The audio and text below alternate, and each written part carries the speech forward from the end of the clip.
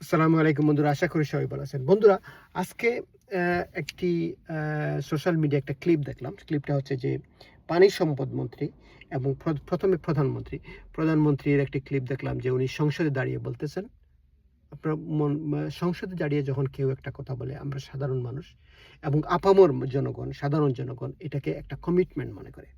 তো সংসদে দাঁড়িয়ে প্রাইম মিনিস্টার তারেক রহমান বলছেন যে আমাদের এই সরকারের আমলে তিস্তা ব্যারেজ বা তিস্তা মহাপরিকল্পনা যে কোনো কিছুর বিনিময়ে আমরা এটাকে সফল করব, এটার সফল বাস্তবায়ন করব। অনেক বড় কমিটমেন্ট বন্ধুরা, যেটা গত 15 বছর দুর্ভাগ্যজনকভাবে আমাদের খুবই দুর্ভাগ্যজনকভাবে আমাদের গত সরকার এই কাজটা করতে পারে নাই, যেটা খুবই জরুরি ছিল। যদি করতে পারতো তাইলে হয়তোবা বাংলাদেশের পূর্ববর্তী সরকারের সেই 15 বছর 17 বছরের সরকারের এন্ডিংটা অন্যরকম হতে পারতো। যাই হোক, যেটা হওয়ার হয়ে গেছে। এতে করে যদি আমরা কিছু শিক্ষা নিতে পারি বা কিছু শিখতে পারি, ভুল থেকেই মানুষ শিখে, আমাদের শিখতে হবে। আশা করি বিএনপি সরকারও তাদের এই অতীত থেকে শিখবে, নিকট অতীত থেকে বা অন্য সরকারের ভুল থেকে শিখবে।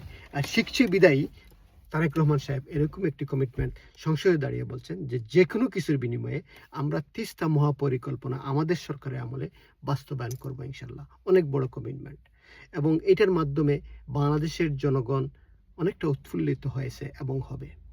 বাংলাদেশের যে স্বাধীনতা মনোভাব, বাংলাদেশের যে সততা এবং মেরুদণ্ড সোজা করে দাঁড়ানোর যে সাহসিকতার যে পরিচয়, সেটা আরেকবার ফুটে উঠল সংসদে তারেক রহমান সাহেবের বা বাংলাদেশের প্রধানমন্ত্রীর এই কমিটমেন্টের মাধ্যমে। আপনারা জানেন গত প্রায় 15 বছর ধরে বন্ধুরা, গত সরকারের আমলে এইটা নিয়ে আলাপ আলোচনা হয়েছে বিভিন্ন সময়ে বিভিন্নভাবে।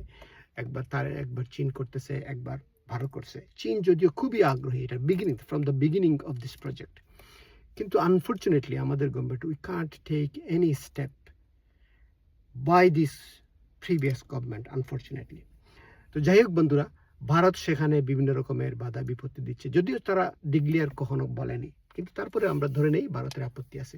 ভাই, আরেক ধরনের আপত্তির জন্য আমি আমার কাজ, আমার উন্নয়ন আটকাতে পারি না, ঠেকাতে পারি না। আমি সেটার বিকল্প ব্যবস্থা নিতে হবে। কারো যদি আপত্তি থাকে তাকে বুঝাতে হবে কি আপত্তি তোমার, সেটার দরকার সমাধান করতে হবে, চেষ্টা করতে হবে।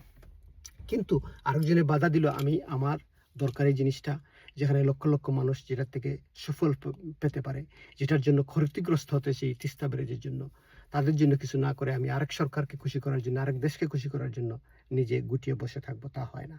খোদা হাফেজ। God bless Bangladesh.